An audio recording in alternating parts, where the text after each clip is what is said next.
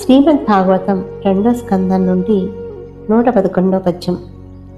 సరసగతిం మునీంద్రులు ప్రసన్న శరీర హృషీక మానస స్ఫురణ గల పుడవిపుని మూడి కళాకళిత స్వరూపముందరమిడి చూతూ రెప్పుడు గుతర్కత మోహతి చేత నజ్ఞతం బొరసిన ఎప్పుడ విపుని మూర్తి గనుగొనలేరు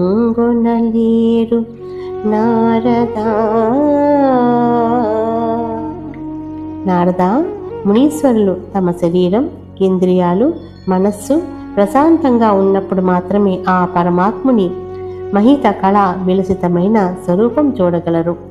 ఎప్పుడు వాళ్ళు కుత్సితమైన తర్క వితర్కాలనే తమస్సుకు లోబడి అజ్ఞానులే ప్రవర్తిస్తారో అప్పుడు ఆ దేవుని స్వరూపం గుర్తించలేరు.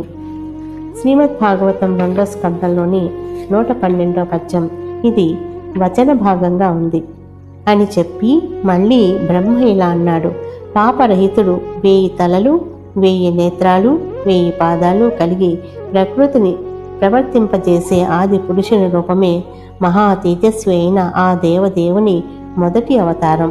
ఆ అవతార స్వరూపం నుండి కాలము, స్వభావము అనే 2 శక్తులు పుట్టాయి. అందులో నుండి కార్యకారణ రూపమైన ప్రకృతి పుట్టింది. ప్రకృతి నుండి మహత్తత్వం పుట్టింది. దాని నుండి రాజసాహంకారం, సాత్వికాహంకారం, తామసాహంకారం అనే 3 అహంకారాలు పుట్టాయి. వాటిలో రాజసాహంకారం నుండి ఇంద్రియాలు పుట్టాయి. సాత్వికాహంకారం నుండి ఇంద్రియ గుణాలు ప్రధానంగా గల ఇంద్రాది దేవతలు పుట్టారు. తామసాహంకారం నుండి పంచభూతాలకు హేతువులైన శబ్దం, స్పర్శం, రూపం, రసం, గంధం అనే తన్మాత్రలు పుట్టాయి. ఆ తన్మాత్రల నుండి ఆకాశం, వాయువు, అగ్ని, జలం, భూమి అనే పంచభూతాలు ప్రభవించాయి. వాటి నుండి త్వక్కు, చక్షువు, స్తోత్రం, జిహ్వ, ఘ్రాణం అనే జ్ఞానేంద్రియాలు, మనస్సు పుట్టాయి. వీటన్నిటి చేరిక వల్ల విశ్వస్వరూపుడైన విరాట్ పురుషుడు ఉదయించాడు. అతని నుండి స్వయం ప్రకాశుడైన స్వరాట్టు ఆవిర్భవించాడు. అతనిలో నుండి చరాచర రూపాలతో స్థావర జంగమాత్మకం అయిన జగత్తు పుట్టింది.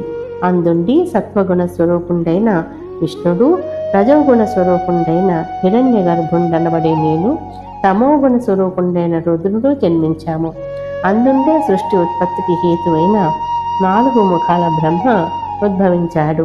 ఆయన వల్ల దక్షుడు మొదలైన 9 మంది ప్రజాపతులు పుట్టారు. వారి నుండి నీవు, సనకుడు, సనందుడు మొదలైన యోగీశ్వరులు, స్వర్గలోకంలో ఉండే ఇంద్రాదులు, పక్షిలోక రక్షకుండైన గరుడాదులు, మానవలోకాన్ని పాలించే మనువులు, మందాత మొదలగు వారు, తలలోకాన్ని పాలించే అనంతుడు, వాసుకి మొదలైన వారు, ఇంకా గంధర్వుడు, సిద్ధులు, విద్యాధరులు, చారణులు, సాధ్యులు, రాక్షసులు, యక్షులు, వరగులు, నాగులు, ఆ జాతులను పాలించేవారు, ఋషులు, పితృదేవతలు, దైత్యులు, దానవులు, భూతాలు, ప్రేతాలు, పిశాచాలు, కూష్మాండాలు, మరిన్ని పశు మృగాదులు ఉద్భవించాయి. ఇలాంటి జగత్తు మొదటి పుట్టుకను మహతత్వ సృష్టి అంటారు. 2వది అడంగతమైన సృష్టి. 3వది సమస్త భూతగణమైన సృష్టి. అందులో ఐశ్వర్యము, తేజస్సు, బలము గల పురుషులు సర్వాంతర్యామి అయిన శ్రీమన్నారాయణుని అంశ నుండి పుట్టినవారుగా తెలుసుకో. ఆ అరవిందాక్షని లీలావతారాలకు అంతం లేదు. ఆయన ఆచరించే మంచి పనులు లెక్కించడానికి ఎవరికీ శక్యం కాదు. అయినా నాకు తోచినంత వరకు నీకు వినిపించుతాను, విను. శ్రీ గోపాలకృష్ణ భగవానికి జై.